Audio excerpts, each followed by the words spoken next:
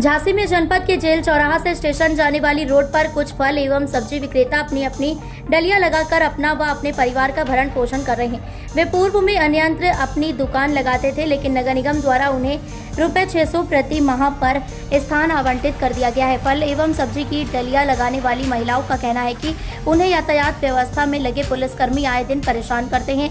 कभी फलों की डलियां फेंक दी जाती है और कभी कभी उनके साथ मारपीट भी होती है। आज लगभग आधा दर्जन रेहड़ी पटरी विक्रेता संघर्ष सेवा समिति कार्यालय पहुंचे, जहां उन्होंने जानकारी देते हुए बताया, दिनांक 26 मार्च को दोपहर लगभग 1:30 बजे जब वे अपनी बिक्री कर रहे थे, उसी समय एक यातायात कर्मी वहां पहुंचा और उषा देवी नामक 55 वर्षीय विधवा महिला की डलिया में लात मारते हुए उसका पूरा सामान तहस नहस कर दिया और गाली गलौज करने लगा।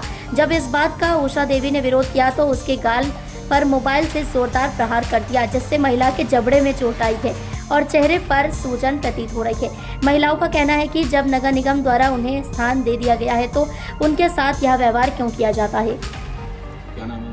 लक्ष्मी। क्या समस्या है?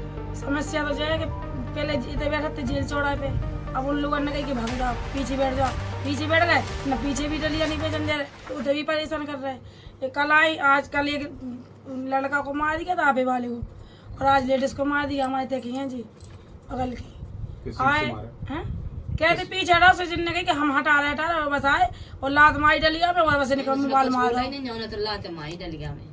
और रोज के रोज नाटक। आज भी आ रहे, उन्होंने फोन किया, आज भी नगर निगम वाले आ रहे, हम लोगों को सुख से बेचने नहीं दे डलिया। हम लोग बहुत परेशान है। आदमी दारू पीता है, आदमी दारू पीते है, हमारे घर में परेशानी है, सो डलिया बेच रहे। अगर पैसा हो तो हम कहाँ डलिया बेचें, और बस रोज परेशान कर रहे हैं, सीधी बात।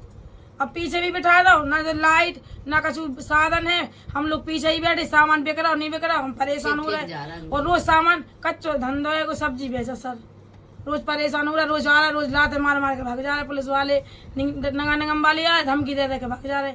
हम लेडीज बुलाएंगे, हम कुटवाएंगे, हम सारा सामान भर ले जाएंगे, बस ये धमकी दी रोज।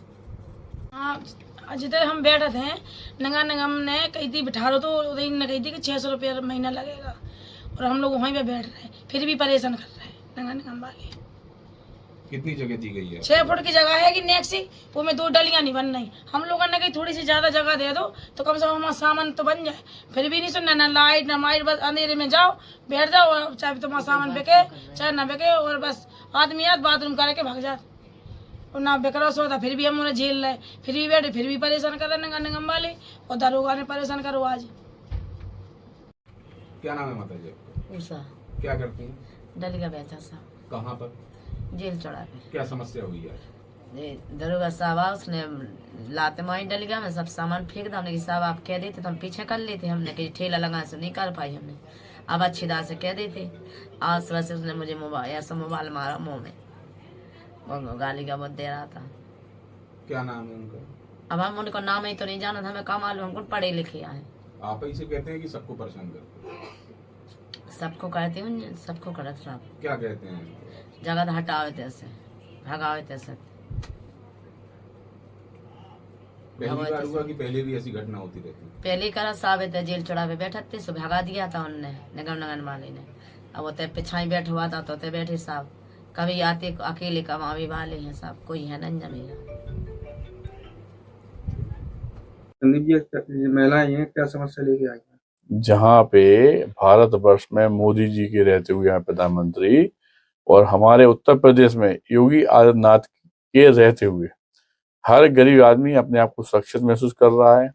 जहाँ पे सरकार गरीबों के लिए व्यवसाय का इंतजाम कर रही है और उन्हें आगे बढ़ने के लिए प्रयासरत है, वहां पे कुछ छड़ेक लोग ऐसे हैं जिन्हें इतनी भी अकल नहीं है कि वो इस सरकार को बदनाम करने का और इस बुंदेलखंड की धरती को बदनाम करने का काम कर रहे हैं। उन्हीं में से एक हमारे पुलिस स्टाफ के महाशय हैं। आज जो हमारे पास महिला आई हुई हैं, ये माँ का नाम है उषा देवी, पत्नी स्वर्गीय सीताराम, ये बरुआ के निवासी हैं और डलिया में सब्जी रख के बेचने का काम करती है।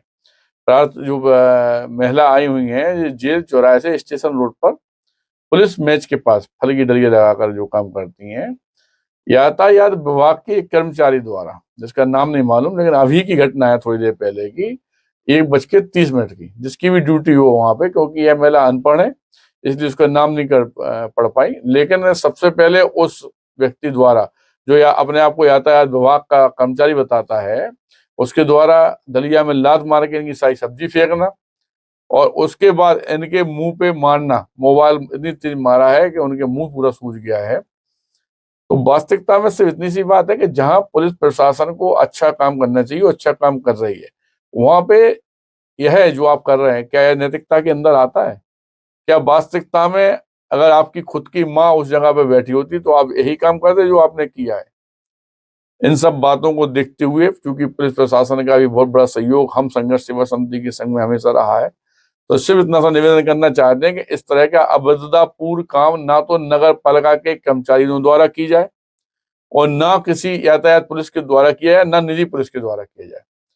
आप लोगों का परिवार है, आपके बुंदेलखंड की धरा पे जो माँ बहनें अपने परिवार का भरण पोषण कर रही है, 2 रोटी के लिए बैठ के सड़क किनारे सब्जी बेच रही है। आपका वास्तविकता में अगर इन्हें कहीं बैठालना है या कोई भी इनके लिए प्रोटोकॉल सरकार द्वारा है तो उसे अच्छी तरह से, अच्छी भाषा में, जिस तरह से अपनी माँ बेटी से बोलते इस तरह की भाषा में बोल के, थप्पड़ मप्पड़ मारना, डलिया में लात मारना शायद शोभा नहीं देता। यानी भगवान के घर में भी आपको इस बात का आंसर देना है।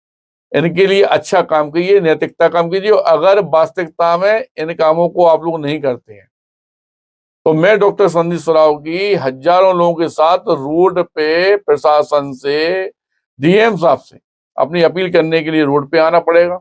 और यह बात आप यह मान के चले कि मुख्यमंत्री जी के पास तक पहुंचेगी, क्योंकि